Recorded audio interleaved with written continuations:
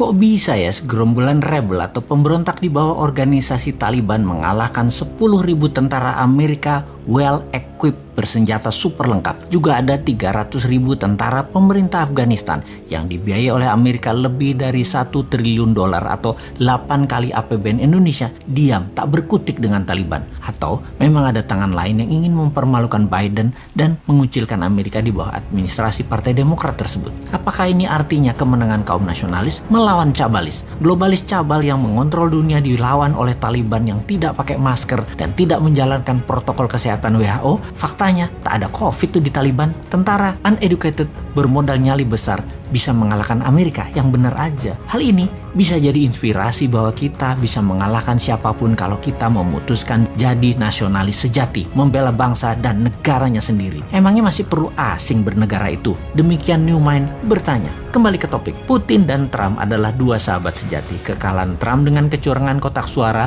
ala pakai kardus digembok versi modern lah, membuat kaum nasionalis dunia main shadow, tidak muncul di permukaan lagi.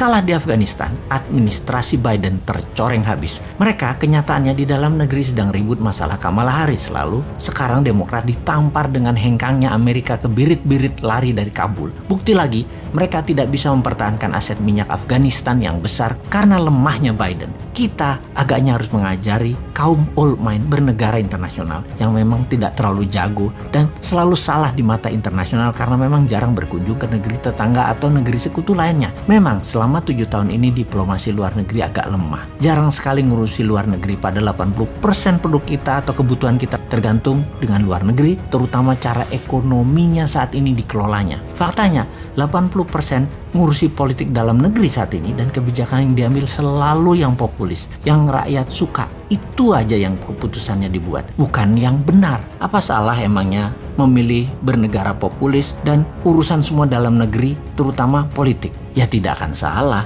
Mana ada sih salah benar dalam politik? Yang ada hanya fakta, data, dan angka. Apakah ada makanan di piring rakyat? Apakah kesehatan rakyat membaik? Apakah masyarakat bahagia penuh tawa? Kita kembali ke luar negeri, apa yang negara besar lakukan dan apa yang Indonesia tidak lakukan selama ini karena tidak terlalu paham. Taliban menang, Presiden Ashraf Ghani kabur, Amerika dibully. Minggu sebelumnya, Amerika mengadakan pertemuan yang alot dengan negosiator Taliban di Doha, menyertakan negara regional, Rusia, dan Tiongkok. Amerika memberikan ancaman kepada Taliban akan diperlakukan Taliban sebagai nantinya negara pariah atau pariah state bila ambil kekuasaan dengan paksa. Pemerintah Afghanistan, Ashraf Ghani, menawarkan sharing of power sebagai imbalan gencatan senjata pada Taliban. Tapi ini ibarat menawarkan remis. Taliban tahu Amerika dan Ashraf Ghani sudah kalah posisi. Taliban mempercepat proses takeover. Urban area dan ibu kota Kabul dikuasai. Pentagon kirim 3.000 pasukan evakuasi.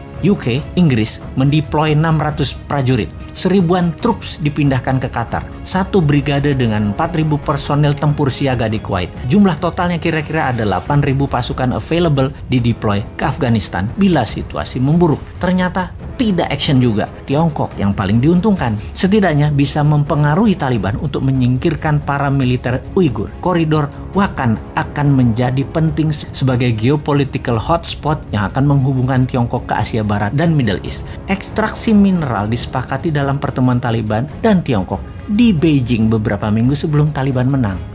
Dikira Tiongkok nggak main ya di sana. Ini faktanya. Sekali lagi, ingat nikel, ingat Tiongkok kan? Yaitu ekstraksi mineral Afghanistan untuk Tiongkok terlihat baik membantu, tapi aset Afghanistan disedot. Ternyata kekuatan Amerika tidak berguna karena Taliban membiarkan Al-Qaeda dan ISIS berkembang di Afghanistan. Sebagai catatan, dalam 5 tahun ini Al-Qaeda dan ISIS link group menjalar ke Asia Timur dan Utara.